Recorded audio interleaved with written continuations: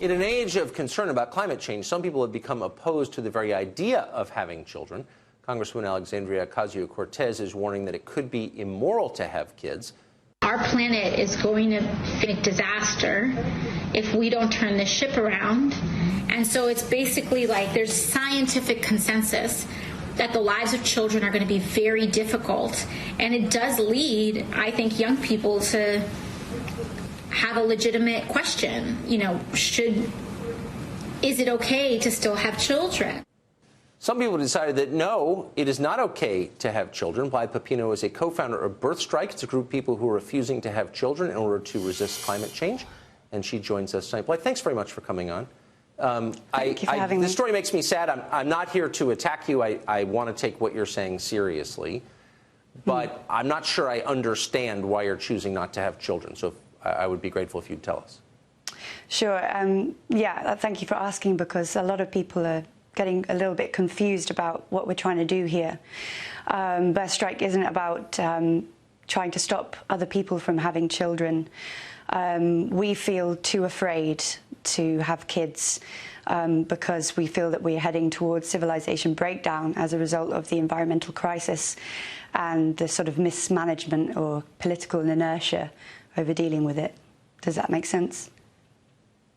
It does make sense. It's a sadder answer even than I imagine. I mean, because there are a lot of people who argue that nobody should have kids. That's one argument. You're basically saying the species is over, it's hopeless, we should, in effect, as a group, end it, commit suicide.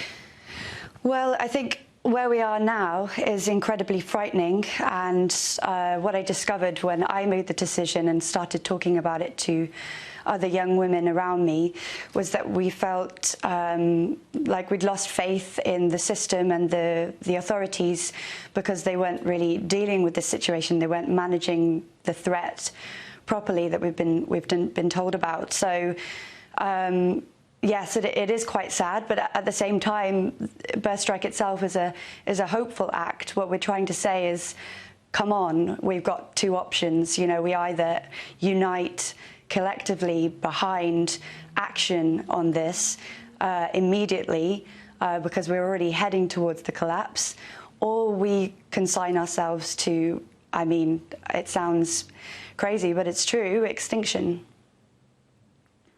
So what makes me so sad is this is a metaphor for the broader West's loss of the will to live, which is so obvious everywhere you turn.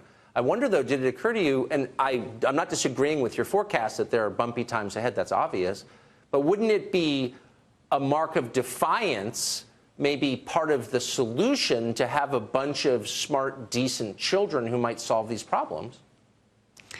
Yeah, I totally understand that point of view. And there's been people in my life who are very aware of the severity of what we're heading to, who have made that decision. And they've said, you know, it's the kind of most hopeful act that you could take, is to have a child in these times. And I do respect that. I do respect that.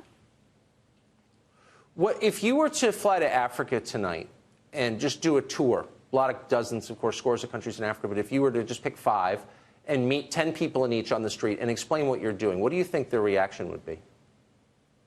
I have no idea. Do you think people outside the West can understand this? Do you think there's any other civilization that has decided things are so hopeless we must all die? I really don't know. I wouldn't be able to say. Huh. Do you, I mean, is this something you've thought for a long time, or tell us how you were convinced that things are so bad that you shouldn't reproduce? Well, yeah, I think that, I mean, I've been concerned about the environment for a long time, but I got distracted by my career and just being a young person and living the life that I saw other people on television living, and that seemed to be the right thing to do. And then the last few years, I just kept reading more and more things. And last year with the IPCC report that came out, and then the Met report, and things that have been corroborated by pretty much 99% of the scientific community, if not all sane scientists. It's pretty incontrovertible now, I would say. So what, and I don't mean this as criticism, I mean it sincerely, what you're describing sounds very much like a religious conversion, and the life you're living seems almost a monastic life. Has that occurred to you? A monastic life? I don't think, no, you should come and hang out with me. You're giving up family for the cause. Okay, just a thought. Thank you. I've got loads of children around me, and I'm fighting for them, really. This is my way of saying, come on, humanity, we've got two options. We're either going to commit some kind of species suicide by ignoring the issue because we're too afraid of the change or something, or we're going to unite together and at least try and manage some of the collapse that's predicted in a sensible and rational way. But look, I'm not living a monastic we just life, met. no.